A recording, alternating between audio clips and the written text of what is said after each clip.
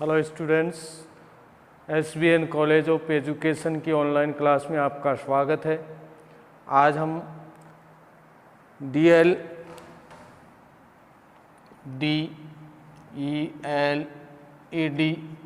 First year की books शिक्षा के उद्देश्य ज्ञान एवं पाठ्यचर्या में कलम पढ़ रहे थे। लॉर्ड मैकाले का घोषणा पत्र।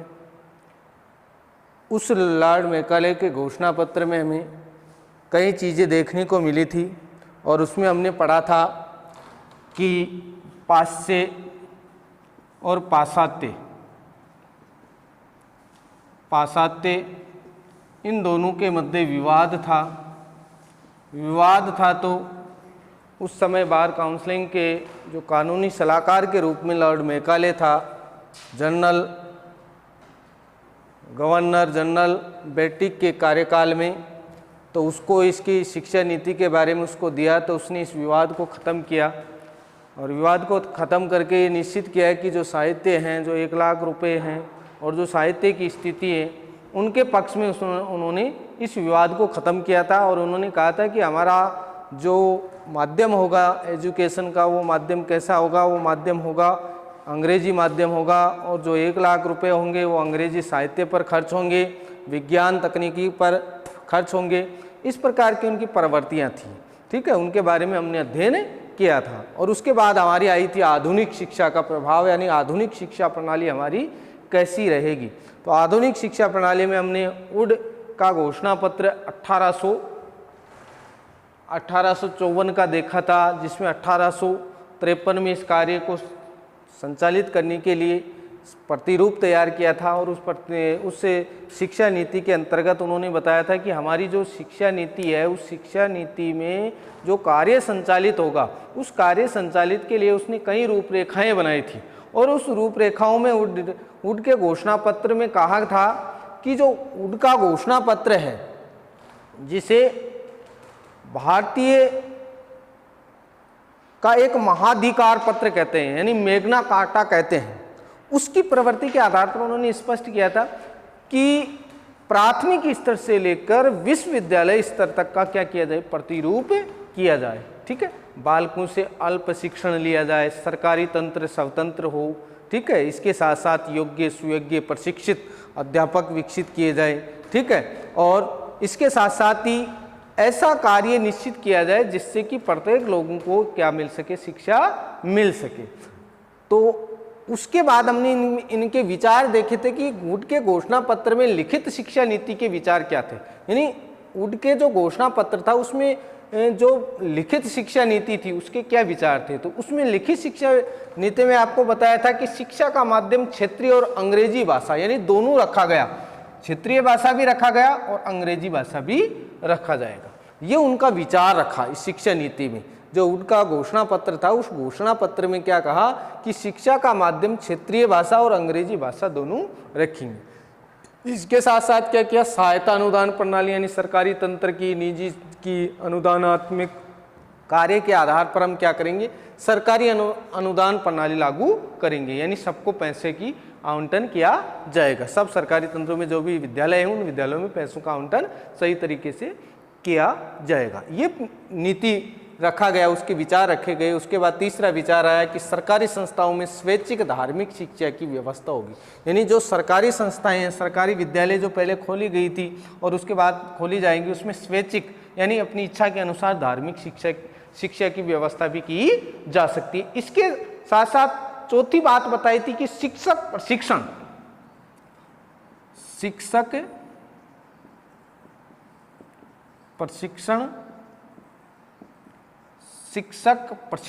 यानी शिक्षक प्रशिक्षण कॉलेजों की स्थापना, यानी शिक्षक के लिए प्रशिक्षित कॉलेजों की क्या की जाएगी? कॉलेजों की स्थापना। यानी जो विद्यालय होंगे, उस विद्यालय में जो शिक्षक होंगे, उन शिक्षकों के लिए प्रशिक्षण दिया जाएगा और प्रशिक्षण कॉलेज क्या की जाएंगी? स्थापित की जाएंगी। यानी योग्य शिक्षक ही पढ़ाएंगे और योग्य शिक्षकों को ही नियुक्त किया जाएगा। और उन योग्य शिक्षकों को कैसे नियुक्त किया जाएगा, तो उसके लिए ट्रेनिंग सेंटर यानी ट्रेनिंग कॉलेजें स्थापित की जाएंगी, जिससे कि हमें एक अच्छे शिक्षक की प्राप्त हो सके और अच्छा शिक्षक अच्छे विद्यालयों में पढ़ा सके। तो इसलिए विद्यालयों की स्थिति भी सुधार सकते हैं। तो ये प्रवृत्ति भी उनकी थी। पांचवी बात उनकी जो रखी गई, उन्होंने वो पांचवी बात रखी गई कि स्त्रियों की शिक्षा पर ध्यान दिया। इसने किसकी शिक्षा पर ध्यान दिया? स्त्रियों की शिक्षा पर ध्यान दिया। यानी उनका मुख्य कार्य क्या रहा? स्त्रियों की शिक्षा, यानी स्त्रियों को भी एजुकेशन दिया जाए। जबकि इससे पहले की प्रणाली में इस प्रकार की कोई स्थिति नहीं थी कि इंडिया में गरीब तबके के या उच्च वर्ग के लोगों को भी स्त्रियों को शिक्षा दी जाए। लेकिन इस आधार पर इन्होंने निश्चित किया, वुड डिस्पेज में ये भी बताया कि स्त्री शिक्षा पर इन्होंने जोर दिया। और स्त्री शिक्षा पर जोर देने के साथ साथ क्या किया? विश्वविद्यालयों की भी क्या की जाए? छठवां इन्होंने क्या दिया विचार? विश्वविद्यालयों की, विश्वविद्यालयों की स्थापना की जाए।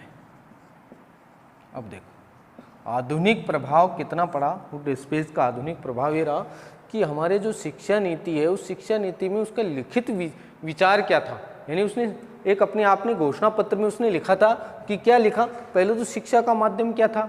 अंग्रेजी में, पहले के काल में क्या था? अंग्रेजी शिक्षा का माध्यम था। लेकिन उन्होंने क्या कर दिया? क्षेत्रीय भाषा को भी अनुमति दे दी और अंग्रेजी भाषा को भी अनुमति दे दी। तो एक तो ये घोषणा पत्र में ये विचार अच्छा था। दूसरा था कि सहायता अनुदान सभी प्रणालियों को दी जाएगी, चाहे वो मदरसे हो, चाहे वो किसी प्रकार की संस्थाएं हो, चाहे साहित्य हो, जनसंचार की सुविधाएं हो, वैज्ञानिक तकनीकी हो, ठीक है, भारतीय साहित्य हो, इन सब पर क्या दी जाएगी? उसको सहायता राशि दी जाएगी। तीसरा उन्होंने क्या बताया? सरकारी संस्थाओं में स्वैच्छिक धार्मिक शिक्षा की व्यवस्था की जाएगी। ये उनका कार्य संचालित किया गया।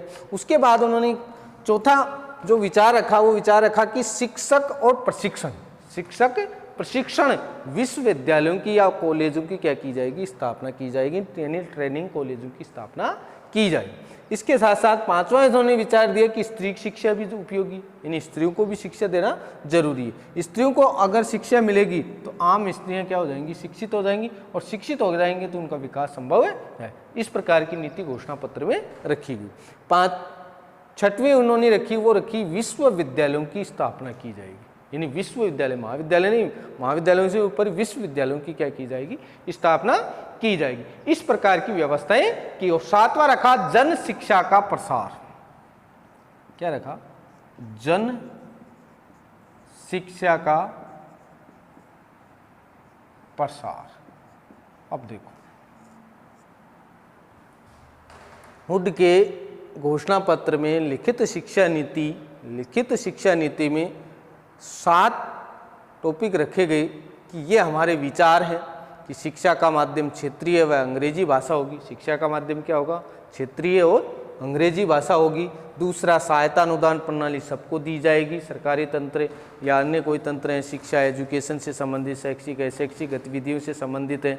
इसके अलावा जो अनुसंधान अनुदानित जो विद्यालय हैं, ठीक है, साहित्य, ये वैज्ञानिक तकनीकी, इन सब पर क्या किया जाएगा? सरकारी अनुदान दिया जाएगा। ठीक है। इसके अलावा और क्या बताया इन्होंने बताया कि सरकारी संस्थाओं में स्वैच्छिक धार्मिक शिक्षा दी जाएगी, यानी धर्म के अनुसार भी शिक्षा दी जाएगी, लेकिन वो उनकी इच्छा पर निर्भर होंगे कि अपने धर्म के आधार पर भी आप एजुकेशन दे सकते हैं। उसके बाद उन्होंने बताया कि शिक्षक प्रशिक्षण कॉलेजों की स्थापना होगी, यानी शिक्षण प्रशिक्षण कॉलेजों की क्या होगी?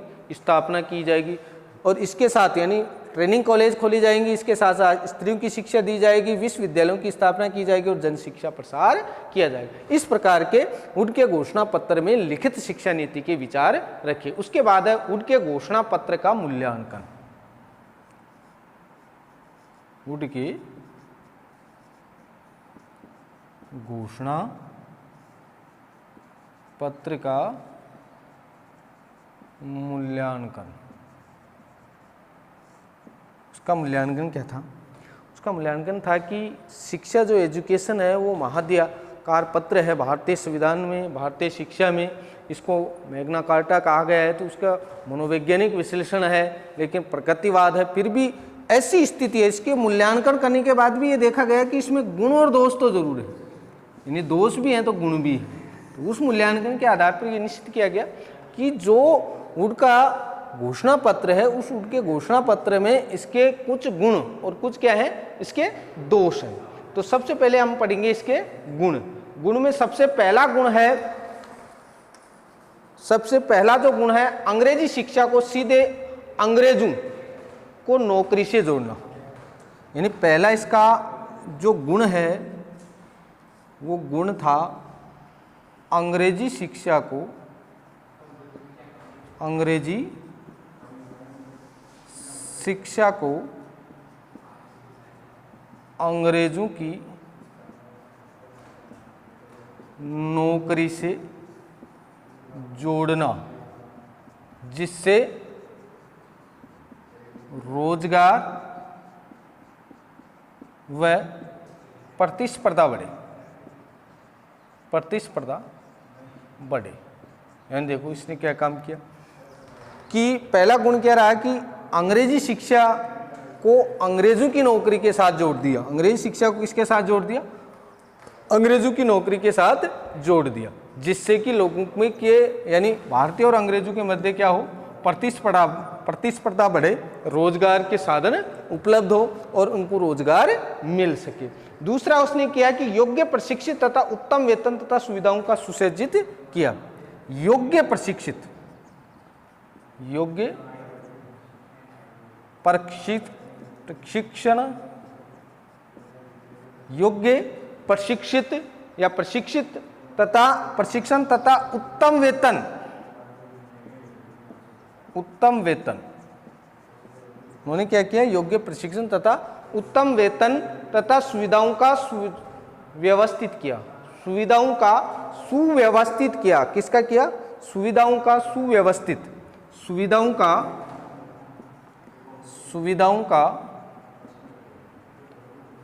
सुसर्जन किया,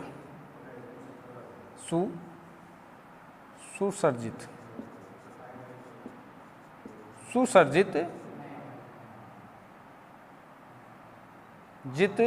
सुसर्जित किया। यानी योग्य प्रशिक्षण तथा उत्तम वेतन सुविधाओं का क्या किया, सुसज्जित। यानी योग्य वेतन मिलेगा, योग्यता के अनुसार प्रशिक्षण दिया जाएगा, प्रशिक्षण दिया जाएगा, उसी के साथ साथ उसको उत्तम वेतन की सुविधाएं सुसज्जित की जाएगी, यानी उत्तम वेतन दिया जाएगा। ठीक है। उसके बाद क्रमबद्ध, तीसरा गुण क्या कहता है, क्रमबद्ध, क्रमबद्धता के आधार पर व्यावसायिक, क्रमबद्धता के आधार पर व्यावसायिक शिक्षा, स्त्री शिक्षा, व्यावसायिक शिक्षा, स्त्री शिक्षा, व्यावसायिक शिक्षा, स्त्री शिक्षा, इन सब पर क्या दिया जाएगा, स्त्री शिक्षा, जनसंचार शिक्षा, विश्वविद्यालय शिक्षा, जन संचार शिक्षा। ठीक, जनसंचार शिक्षा, स्त्री शिक्षा, जनसंचार शिक्षा, विश्वविद्यालय व्यवस्था, विश्वविद्यालय की व्यवस्था प्रस्तुत किया जाए।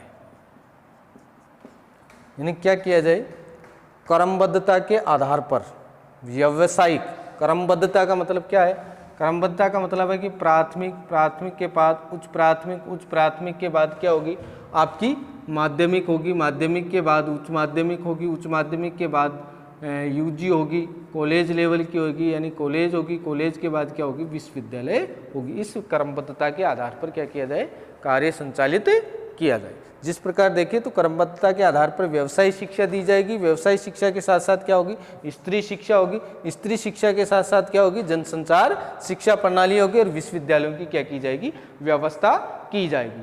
उसके बाद है भारतीय शिक्षा की प्रारंभिक आधारशिला को मजबूत रखी जाएगी। उसके बाद चौथा इन्होंने क्या बताया, भारतीय शिक्षा की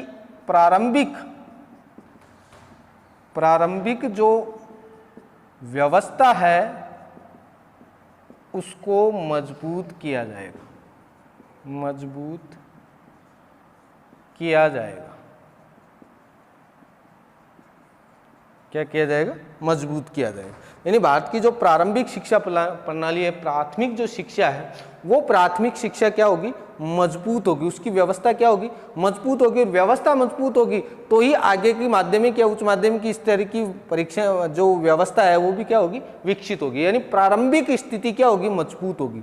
ये उनका मूल्यांकन के आधार पर इनका गुण था, इस शिक्षा पद्धति का गुण था। उनके घोषणा पत्र का क्या था? ये मुख्य गुण था कि एक तो क्या होगा? पहला गुण उन्होंने क्या बताया था? अंग्रेजी शिक्षा को अंग्रेजों की नौकरी के साथ जोड़ना, जिससे रोजगार में क्या होगी? प्रतिस्पर्धा बढ़ेगी। क्योंकि अंग्रेजी शिक्षा पढ़ेंगे तो अंग्रेजों के साथ नौकरी करनी पड़ेगी, और अंग्रेजों के साथ नौकरी करनी पड़ेगी तो हमें रोजगार में क्या होगी? प्रतिस्पर्धा। क्योंकि ICS जो आज का IAS है, उस समय की जो ICS पास करनी पड़ती थी तो वो अंग्रेजों के साथ ही होती थी। उसका ब्रिटिश क्षेत्र से क्या होता था? कार्य संचालित होता था। तो वो सबसे प्रशासनिक अधिकारी के रूप में सबसे ऊंची नौकरी हुआ करती थी, और आज भी है, जिसमें रोजगार में यानी भारतीयों के और अंग्रेजों के मध्य क्या होती थी? प्रतिस्पर्धा होती थी। तो ये वुड के कारण संभव हुआ। उसके बाद योग्य प्रशिक्षित तथा उत्तम वेतन सुविधाओं का सुसज्जित, यानी योग्य प्रशिक्षित अध्यापक होंगे और उसका वेतन भी क्या होगा? उत्तम होगा। उसके बाद तीसरा है क्रमबद्धता के आधार पर व्यावसायिक शिक्षा, स्त्री शिक्षा, जनसंचार शिक्षा, विश्वविद्यालय शिक्षा की व्यवस्थाएं की जाएंगी। यानी स्त्रियों के लिए शिक्षा दी जाएगी, जनसंचार की सुविधाएं की जाएगी, व्यवसायिक शिक्षा दी जाएगी, और इन प्रकार की विश्वविद्यालय की व्यवस्थाएं प्रस्तुत करेंगे। चौथी उन्होंने बताया कि भारतीय शिक्षा प्रारंभिक व्यवस्था क्या करेगी? मजबूत करेंगी। और इसके अलावा पांचवा बताया साहित्य मुद्रण प्रकाशन। पांचवा क्या है? साहित्य मुद्रण प्रकाशन, साहित्य मुद्रण प्रकाशन और पट पाठन,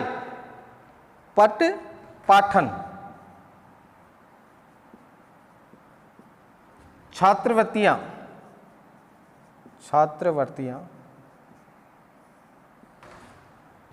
अनुदान दिया जाएगा, या यूं कहो कि सरकारी सहायता दी जाएगी। सहायता दी जाए, ठीक है। यानी साहित्य मुद्रण प्रकाशन आदि का क्या हुआ? प्रभाव हुआ। इस पर धनराशि की क्या की गई? व्यवस्था की गई। यानी साहित्य मुद्रण प्रकाशन, पट पाठन, छात्रवृत्तियां, सरकारी सहायता की व्यवस्था की गई, सरकारी सहायता की व्यवस्था की गई, ठीक है। ये चीजें इनमें रखी गई। यानी साहित्य जो भारतीय साहित्य है उसका जो मुद्रण प्रकाशन बंद हो गया, तो उस मुद्रण प्रकाशन और जो पट पाठन है, जो यानी पाठ्यक्रम की पुस्तकें हैं, और जो गरीब तबके के लोग हैं या इंटेलिजेंट बच्चे हैं उनके लिए छात्रवृत्तियां और सरकारी सहायता की क्या की गई? व्यवस्था की गई। उसके बाद क्या किया गया? शिक्षा के सभी व्यापक आयाम सुव्यवस्थित किए जाए। शिक्षा के सभी आयाम, शिक्षा के सभी आयामों को सुव्यवस्थित किया गया, सुव्यवस्थित किया गया। सुव्यवस्थित कैसे किया गया? सुव्यवस्थित किया गया शिक्षा के सभी आयाम जो हैं, शिक्षा के आयाम का मतलब शिक्षा की जो प्रशिक्षण की स्थिति है, छात्र क्रियाएं हैं, अध्यापक क्रियाएं, विद्यालयों की स्थिति है, प्रबंधन की स्थिति है, जनसंचार की सुविधाएं, पाठ्यक्रम की सुविधाएं, इन सब को क्या किया गया? जो जितने भी आयाम थे एजुकेशन के, उनको क्या किया गया? सुव्यवस्थित किया गया। इसके बाद क्या किया? भारतीय शिक्षा के उद्देश्यों के स्वरूप प्रकट हुए। उससे बाद इसका गुण क्या है? भारतीय शिक्षा के स्वरूप प्रकट हुआ। कौन सा रूप प्रकट हुआ? भारतीय शिक्षा के स्वरूप। यानी वुड के घोषणा पत्र के मूल्यांकन का गुण ये कहता है कि गुण में ये बताते हैं कि इस एजुकेशन पद्धति जो थी वुड की जो शिक्षा नीति थी और जो विचार थे, उन विचारों से ये बात तो स्पष्ट हो गई, ये गुण तो हमें स्पष्ट हो गया कि भारतीय शिक्षा के स्वरूप क्या हो रहे हैं, इसमें प्रकट हो रहे हैं। यानी भारतीय शिक्षा वास्तव में भारतीयों को शिक्षा मिलने की क्या की जा रही है, सुविधा की जा रही है। अब उसमें व्यावसायिक स्वार्थ उनका है या हमारे साहित्य का विकास है, वो बात की बात है, लेकिन भारतीय शिक्षा के स्वरूप का क्या हुआ, स्पष्ट रूप प्रकट हुआ। तथा सरकारी नीतियों की पालना से सभी विद्यालयों को सहायता अनुदान प्राप्त हुआ। यानी सरकारी, आठवां क्या है, सरकारी विद्यालय को सरकार के द्वारा अनुदान प्राप्त हुआ, अनुदान प्राप्त हुआ। यानी ये स्थिति पैदा हुई कि जो सरकारी विद्यालय हैं, उन सरकारी विद्यालयों को सरकार के द्वारा क्या दिया गया, अनुदान दिया गया। यानी सरकारी जो नीतियां थी, उस नीतियों के कारण उनको अनुदान प्राप्त हुआ। यानी जो सरकारी नीतियां थी, इन नीतियों के अनुसार क्या हुआ, इनको प्राप्त हुआ, क्या प्राप्त हुआ, अनुदान प्राप्त हुआ। ठीक है, ये इसके क्या थे, गुण थे। क्या गुण थे, 8 गुण थे। वुड के घोषणा पत्र का मूल्यांकन अगर हम करते हैं तो उस मूल्यांकन में उनकी मनोवैज्ञानिक और महाअधिकार पत्र, जिसे वुड का या भारतीय शिक्षा का मैग्ना कार्टा कहते हैं, उस आधार से जब मूल्यांकन किया गया तो इसके कुछ गुण और कुछ दोष हमें मिले। उन गुण और दोषों में सबसे पहला गुण उन्होंने बताया कि अंग्रेजी शिक्षा से, अंग्रेजी शिक्षा जब हम ग्रहण करेंगे और अंग्रेजों के साथ प्रतिस्पर्धा करेंगे, क्योंकि अंग्रेजों के साथ नौकरी पाने का हमें अधिकार प्राप्त हो गया, हमें रोजगार मिलने का उससे कार्य संचालित हो गया, तो इससे कार्य क्या हो गया, हमारा विकसित हो गया। यानी अंग्रेजी शिक्षा को अंग्रेजों की नौकरी से जोड़ दिया, जिससे हमें रोजगार मिला और रोजगार से क्या हो गई, प्रतिस्पर्धा बढ़ी। उसके बाद योग्य प्रशिक्षण विश्वविद्यालयों की, कॉलेजों की स्थापना की गई और हमें उत्तम वेतन प्राप्त हुआ। क्रमबद्धता के आधार पर व्यवसायिक शिक्षा, नैतिक शिक्षा, जनसंचार की शिक्षा, विश्वविद्यालय की शिक्षा की व्यवस्थाएं की गई। इसके बाद हमें मिला भारतीय शिक्षा जो थी वो उसकी प्रारंभिक व्यवस्था था, प्रारंभिक व्यवस्था की गई, वो मजबूत हुई। इसके अलावा हमारे को गुण प्राप्त हुआ कि साहित्य, जो भारतीय साहित्य मुद्रण प्रकाशन की स्थिति थी, उस पर जो व्यय हुआ उसकी व्यवस्था अच्छी की गई, अच्छी हुई। इसके अलावा छठा मिला कि शिक्षा के सभी आयामों को सुव्यवस्थित किया गया, यानी शिक्षा की जितनी भी नैतिक प्रक्रियाएं हैं वो सारी प्रक्रियाएं क्या हो गई, सुचारू रूप से चलने लग गई। तो ये इसके गुण रहा। भारतीय शिक्षा के स्वरूप प्रकट हुआ कि वास्तव में भारतीयों को शिक्षा दी जाती, ये वुड के घोषणा पत्र से ही प्राप्त हुआ। यानी ये इस बात का मूल्यांकन किया और इस बात से स्पष्ट किया हुआ कि इस वुड के घोषणा पत्र से ये सिद्ध होता है कि ये सबसे बड़ा गुण हुआ कि भारतीय शिक्षा का स्वरूप क्या हो गया, हमारे सामने प्रकट हो गया।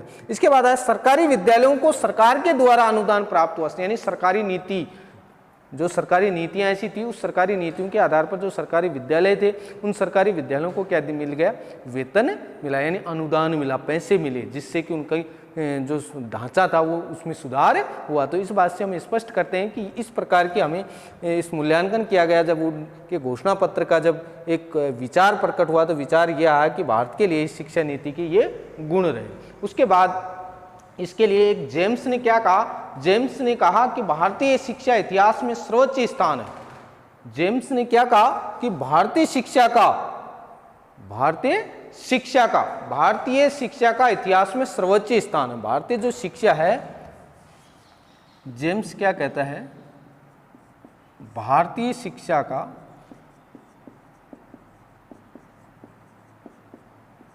इतिहास में सर्वोच्च स्थान है।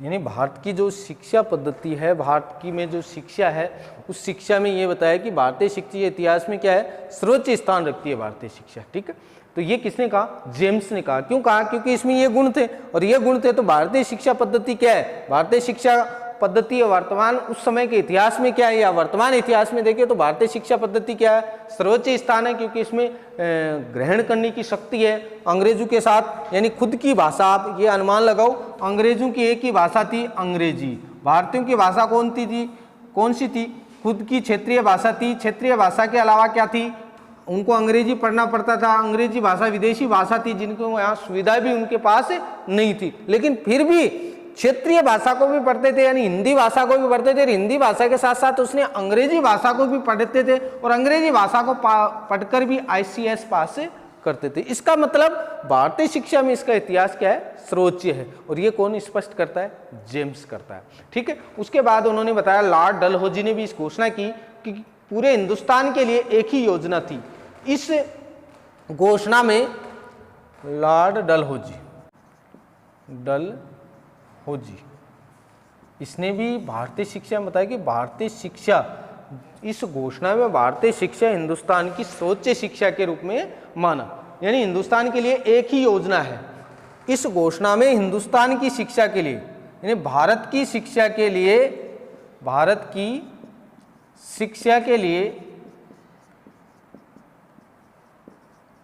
एक ही योजना है। कौन क्या है, एक ही योजना है। भारतीय शिक्षा में क्या है, एक ही योजना है। यानी जेम्स क्या कहता है कि भारतीय शिक्षा इतिहास में सर्वोच्च स्थान रखती है, भारतीय शिक्षा का स्थान क्या है, सर्वोच्च है। और इन्होंने क्या किया कि इस घोषणा पत्र के आधार पर भारतीय शिक्षा के लिए ये योजना क्या है, विश्व प्रसिद्ध है, एक ही योजना है। ठीक है, ये थे इसके वुड की घोषणा पत्र के गुण। अब पढ़ेंगे हम इसके दोष। ठीक है, एक बार दोबारा देख लें आप।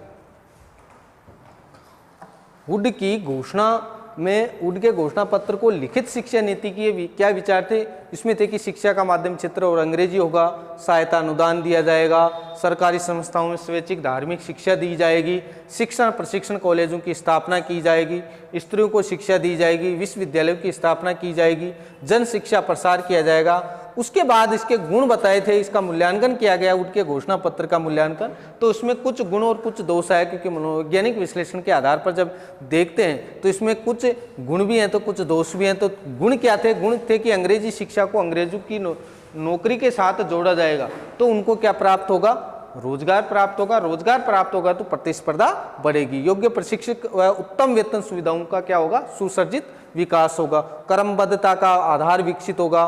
भारतीय शिक्षा प्रारंभिक व्यवस्था मजबूत होगी। साहित्य मुद्रण प्रकाशन होगी। छात्रवृत्तियां दी जाएगी तो सरकारी सहायता की व्यवस्था की गई। शिक्षा के सभी आयामों को सुव्यवस्थित किया गया। भारतीय शिक्षा का स्वरूप प्रकट हुआ और सरकारी नीतियों के कारण विद्यालयों को अनुदान मिला। ये इसके क्या रहे, मुख्य गुण रहे। अब हम पढ़ेंगे वुड के घोषणा पत्र में, वुड के घोषणा पत्र के दोष। ये तक क्या थे इसके गुण। अब देखो इसके कुछ जो नियम नीतियां बनती हैं उसके कुछ दोष होते हैं और कुछ गुण होते हैं। और अंग्रेजी शिक्षा नीति के तो प्राचीन समय से दोष अधिक थे और गुण कम थे, यानी दोष अधिक रहे हैं, गुण बहुत ही कम रहे हैं। लेकिन वुड का जो घोषणा पत्र है उसमें दोष कम है जबकि गुण अधिक है। ठीक है, तो आधुनिक शिक्षा पद्धति, इसीलिए इसको कहा गया है कि आधुनिक शिक्षा की नींव जो रखी थी वुड ने रखी थी, ऐसे मान के चलो। तो इसमें क्या थी, उसकी दोष क्या थे, विशेषताओं के आधार पर। देखो सबसे बड़ी जो मुख्य बात है, विशेषताओं के आधार पर, विशेषताओं के आधार पर इस घोषणा पत्र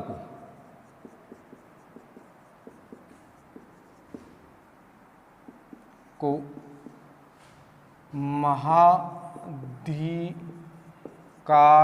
पत्र कहा गया। महाधिकार पत्र कहा गया, यानी महाधिकार पत्र का मतलब क्या हुआ, मैग्ना कार्टा।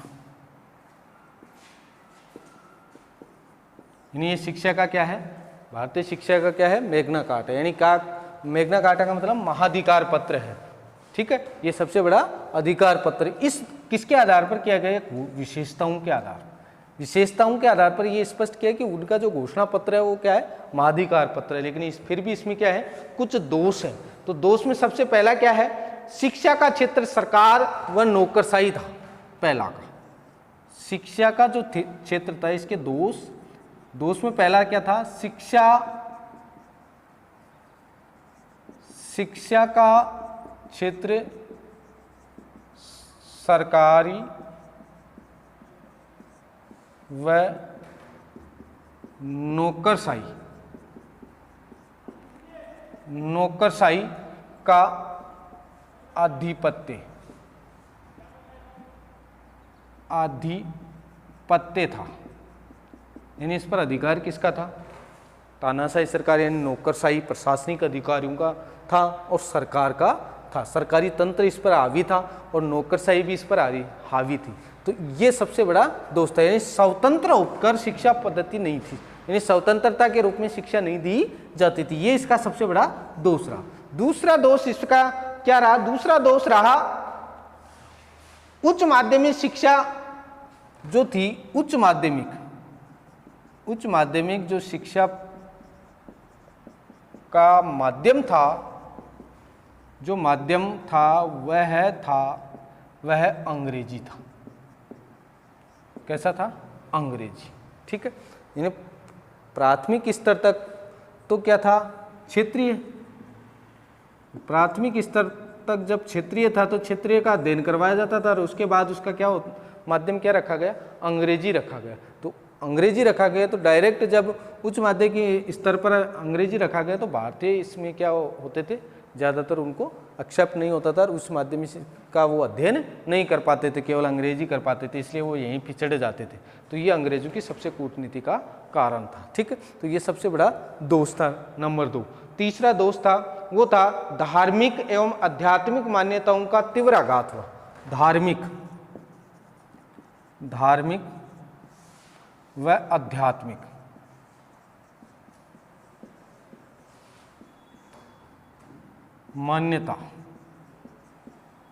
मान्यताओं पर तीव्र आघात, यानी धार्मिक व आध्यात्मिक मान्यताओं पर तीव्र आघात हुआ, क्योंकि जो शिक्षण पद्धति थी, अंग्रेजों की शिक्षा पद्धति थी, उसमें धार्मिकता पर, क्योंकि धर्म के आधार पर ईसाई इन पर प्रचार प्रसार कर रहे थे, धर्म के आधार पर इन पर प्रभाव जमा रहे थे। आध्यात्मिक स्थिति भी क्या हो गई? परिवर्तन हो गई, क्योंकि आपको एक बात बता दें कि व्यक्ति जिस चीज़ को पढ़ता है धीरे धीरे और जिस चीज़ का अध्ययन करता है धीरे धीरे, जैसे मान लो आप किसी एक का विदेशी लोगों का बाइबल या साहित्य पढ़ते हैं तो आप उसी साहित्य के अकॉर्डिंग ढल जाते हैं। ठीक है, क्योंकि जो बेंगलोर था वहाँ तो ऐसी स्थिति भी हो गई थी शिक्षा नीति से कि लोग धीरे धीरे मूर्ति पूजा करना भी बंद कर दिया था। ऐसी शिक्षा पद्धति थी, क्योंकि उनकी मानसिकता भी ये थी कि एक बार कोई व्यक्ति जिस कार्य की ओर संचालित हो जाता है, और भारत में सबसे ज़्यादा देखने को मिलती है कि भारत में नकल सबसे ज़्यादा करते हैं, तो एक अंग्रेज़ों की वो नकल करते करते क्या हो गए? अपनी धार्मिक अपनी संस्कृति को धीरे धीरे क्या हो जाते थे? भूल जाते थे। तो ये धार्मिक और आध्यात्मिक मान्यताओं पर क्या था? तीव्र घात था। उसके बाद इसका चौथा था शिक्षा और संस्कृति संकीर्ण मानसिकता से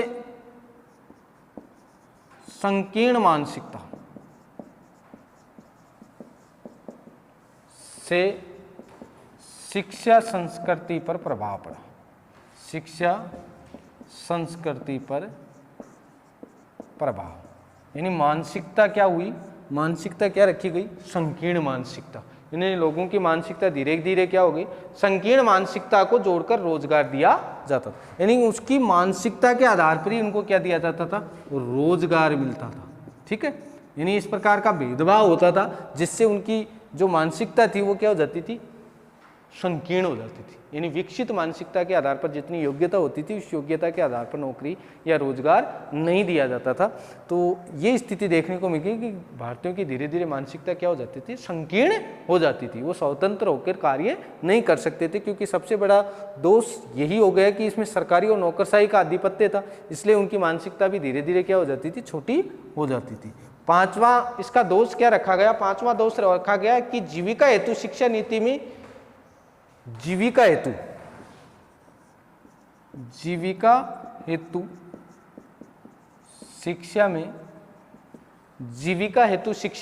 शिक्षा में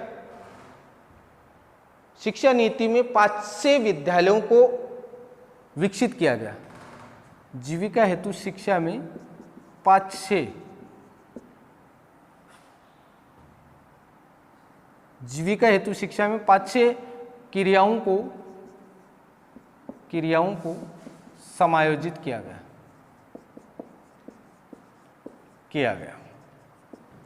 यानी जीविका हेतु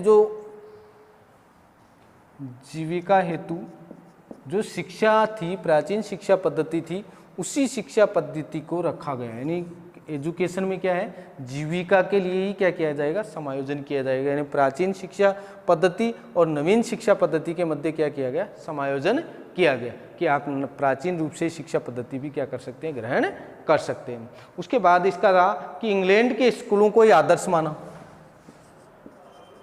इंग्लैंड के स्कूलों को आदर्श माना।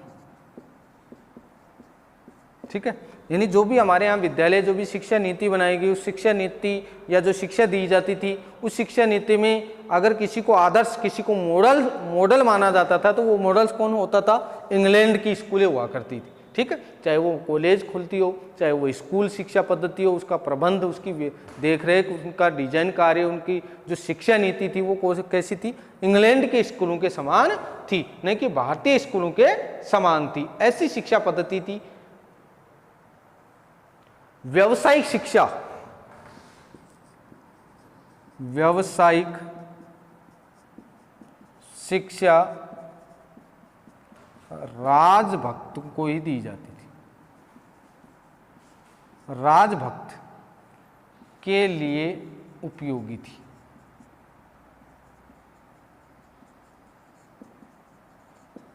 यानी जो व्यवसायिक शिक्षा थी वो क्या थे, जो राजभक्त राजघराने के थे उनके लिए इंपॉर्टेंट थी, बाकी के लिए कोई इंपॉर्टेंट नहीं थी। यानी इससे संतुष्ट नहीं थे भारतीय। यानी इस व्यवसाय शिक्षा और राजभक्त जो शिक्षा थी, इस शिक्षा के लिए सभी जो भारतीय लोग थे वो क्या नहीं थे, संतुष्ट नहीं थे। क्योंकि उच्च वर्ग के लोगों को तो शिक्षा उच्च वर्ग तक यानी उत्तम मिल जाती थी, बाकी निम्न वर्ग के लोगों को वो शिक्षा समान नहीं मिलती थी। तो इस प्रकार के दोष इसमें सबसे ज़्यादा देखने को मिलते थे। उसके बाद था शिक्षा को लिखित परीक्षा से जोड़कर, 8वां क्या दोष था, शिक्षा को लिखित परीक्षा से जोड़कर इसमें कई बुराइयां थी।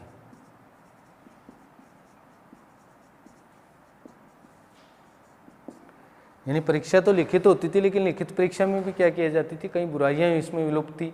बुराइयां ये थी कि इसका मूल्यांकन इंग्लैंड में होता था, और मूल्यांकन वहाँ होता था तो इसमें वरीयता अंग्रेजों को दी जाती थी, भारतीयों को कम दी जाती थी। इस प्रकार की कई बुराइयां इसमें छुपी हुई थी। तो मुख्य रूप से अगर हम इसमें देखें दोष, तो कितने दोष हैं, 8 दोष बताए हैं।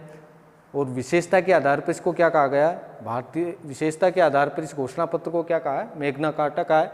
तो इसमें पहली स्थिति तो क्या थी कि शिक्षा में सरकारी और नौकरशाही का आधिपत्य था, यानी इसका दबाव था। दूसरा था उच्च माध्यमिक शिक्षा का माध्यम अंग्रेजी था, यानी उच्च शिक्षा जो थी उसका माध्यम क्या था, अंग्रेजी था। तीसरा था धार्मिक आध्यात्मिक मान्यताओं पर तीव्र आघात हुआ था। चौथा था कि संकीर्णीय मानसिकता विकसित हो गई। 5वां था कि जीविकापार्जन के लिए और प्राचीन जो पाश्चात्य संस्कृति थी उसका समायोजन कर दिया, और यहाँ के विद्यालय महाविद्यालय थे वो इंग्लैंड के मॉडल पर आधारित थे। ठीक है, और व्यावसायिक जो शिक्षा थी वो राजभक्तों को दी जाती थी, इसलिए भारतीय क्या थे, इससे असंतुष्ट थे। और शिक्षा लिखित परीक्षा से जोड़ दिया गया था, इसलिए ये समस्या होती थी कि इसमें कई प्रकार की बुराइयां देखने को मिलती हैं, और इसी कारण इसकी आलोचना भी की गई थी। आलोचना में डॉक्टर भगवान दास ने बताया था कि ये जो शिक्षा है, डॉक्टर भगवान दास ने बताया कि ये जो शिक्षा है, यह शिक्षा भारतीय शिक्षा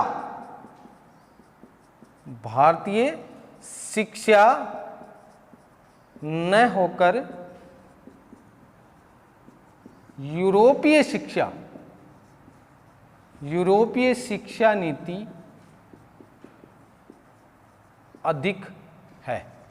यानी ये शिक्षा भारत की न होकर कहाँ की है, कहने का मतलब ये है कि भारत की शिक्षा नीति नहीं है, न भारतीयों को शिक्षा देने का कोई कार्य हो रहा है। ये कार्य कहाँ किया है, यूरोपीय शिक्षा नीति है, और यूरोपीय लोगों को ही यहाँ क्या किया जाता है, शिक्षित किया जाता है। यानी जो भारतीय लोग पढ़ रहे हैं वो भी क्या बनते जा रहे हैं, धीरे धीरे यूरोपीय बनते जा रहे हैं। ये किसने बताया, डॉक्टर भगवान दास ने बताया। ठीक है, इसके बाद नाइक क्या कहता है, नाइक कहता है कि जो वुड का घोषणा पत्र है, ये नाइक क्या कहता है कि जो वुड का घोषणा पत्र है, वह महाधिकार पत्र, विशेषताओं के आधार पर इसको महाधिकार पत्र कहा गया है, वह तर्क संगत नहीं है, वह तर्क संगत नहीं है, यानी इसमें किसी प्रकार का कोई गुण नहीं है। इसको महाधिकार या मैग्ना कार्टा कहना बहुत गलत है, क्योंकि ये किसने कहा, नायक ने कहा कि उनका घोषणा पत्र जो है उसमें कुछ कार्य तो संचालित है लिखित में, लेकिन वास्तविकता में वो अलग है, वास्तविकता में क्या है वो अलग है। तो इसलिए भारतीय महाधिकार पत्र जो बताया गया है वो तर्कसंगत नहीं है। तो इस प्रकार डॉक्टर भगवान दास और नायक ने इसकी क्या की, दोष बताए, इसकी आलोचना की। तो डॉक्टर भगवान दास क्या कहते हैं कि ये शिक्षा भारतीय शिक्षा न होकर कौन सी शिक्षा है, यूरोपीय शिक्षा है, यानी इसमें भारतीयों को शिक्षा देने का कोई प्रावधान नहीं है। ये तो कौन किसको शिक्षा दी जा रही है, यूरोपीय शिक्षा नीति बनाई जा रही है। ठीक है, डॉक्टर भगवान दास ने कहा। नायक ने क्या कहा कि उनका जो घोषणा पत्र है वो मूलाधिकार पत्र नहीं है। ये कौन सा पत्र है, ये केवल तर्कसंगत पत्र नहीं है, ये तो केवल आज्ञा पत्र है जिसकी केवल क्या की जा रही है, पालना की जा रही है, जबकि कोई वास्तविक शिक्षा नीति नहीं है ये, क्योंकि ये तो केवल घोषणा पत्र है और घोषणा पत्र के आधार पर क्या की जाती थी, अपने अनुसार उनको शिक्षा दी जा रही है, क्योंकि वास्तविकता में कोई प्रशासनिक अधिकारी या कोई प्रबंध या कोई कमेटी या कोई मैनेजमेंट व्यवस्था नहीं थी। केवल कैसी व्यवस्था थी कि केवल घोषणा पत्र हुआ करता था और उसमें संशोधन करके एजुकेशन दिया जाता था। तो कि वास्तव में कोई मैग्ना कार्टा नहीं है, भारतीय इतिहास का कोई इसमें कोई लेना देना नहीं है और भारतीय शिक्षा में इसका कोई वास्तविकता का कोई कार्य नहीं है। तो इस प्रकार के दोष पाए गए। तो आज की क्लास में हमने देखा हुड का घोषणा पत्र पढ़ा 1854 का, उसकी कैसी शिक्षा नीति थी, उसके कैसे विचार थे और उस विचार के बाद उसके क्या मूल्यांकन किया गया। जब इसका मूल्यांकन किया गया तो इसके कुछ गुण भी मिले और कुछ दोष भी हुए, कुछ आलोचक भी हुए। ठीक है, तो आज की क्लास में आपका हुड का घोषणा पत्र पूर्ण होता है। कल हम दूसरा टॉपिक लेके आएंगे। ठीक है।